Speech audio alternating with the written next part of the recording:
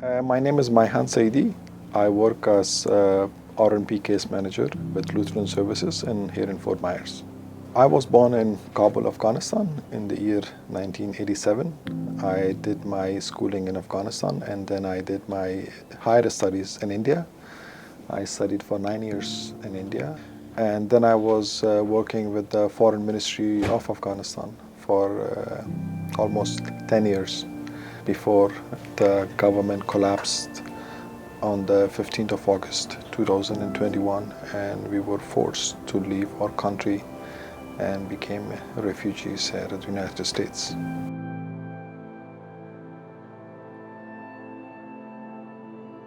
It's extremely tragic and painful at so many levels because you go through something like that personally, it really affects you.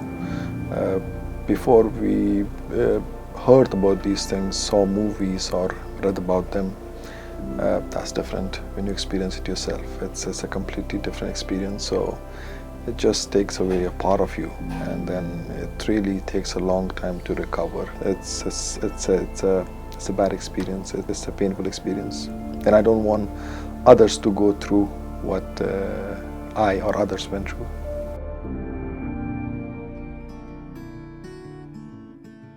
Did manage to get out on the 24th of August from Kabul, and then after that we were escorted to Kuwait, to a US military base, and from there we came to Virginia, and from Virginia we were sent to Fort Bliss in Texas. We were stationed there for almost 45 days. My uncle stays in Orlando and he was very generous and kind enough to say that you guys can come and stay with me for some time. And after like losing so much, you have to think that you're gonna now you have to start from scratch, you know. You have to start from zero, actually even below that. So that was very dramatic, that you lost everything and then have to start. And then the not knowing that what's gonna waiting, you know, the situation, the new country, the new challenges, rules are difficult, procedures are different, culture is different, language is different, everything is different. Process is very complicated, so it's very difficult for somebody who just arrived here to even be qualified for that, because the moment they put all these requirements, you will be failed on the first step. So you're just thinking that, okay, this person will never be able to get a house. And we were kind of better off than most people in terms of our situation because we had jobs and all that, but still I didn't know they were so complicated. So when we came here, we were staying in a temporary accommodation for some time, but then our office helped us to find a place. The landlord had a lot of questions. So at the age of 16, I actually escaped from Cuba on a boat, got here. I stayed with some different families until eventually I made it to college, was in college.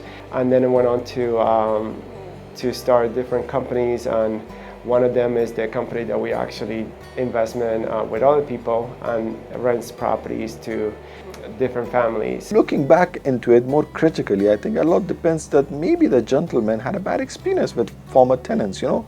So maybe he was being too careful. He wanted to explain everything, bits and pieces, you know, going to details that how a window should be open, how it should be closed. I'm like, I don't know how a window should be open. You don't have to tell me that. We had different kinds of properties, and the specific property that Maihan rented was a property that our company spent a lot of money, and we spent over $100,000 fixing it. His company was not sure whether you want to give the house to these refugees who recently arrived. Will they be able to pay the rent on time? How they will live? What if they damage the house? They're two young guys. They might party every day. It will be a crazy scene. Twice a year maybe we do visitations to the property just to make sure that everything is working properly. Our property manager went, she took pictures, did her report, and then she told me, you know what, out of all the properties that we have, they are like the people who take the best care. They seem to have a lot of pride on the place they live in. So the house is not clean just for the cameras. It is actually like this all the time. So, but the thing is that I'm getting married in a few days. So the expectations are a bit higher. So maybe that way it looks even a bit more nicer now. Everybody that comes here, at the beginning, they need help. And then once they reach a position, then you feel that it's your moral obligation to help others. You cannot just turn your back and say that, okay, now I do not want to help anybody else because I'm in that position.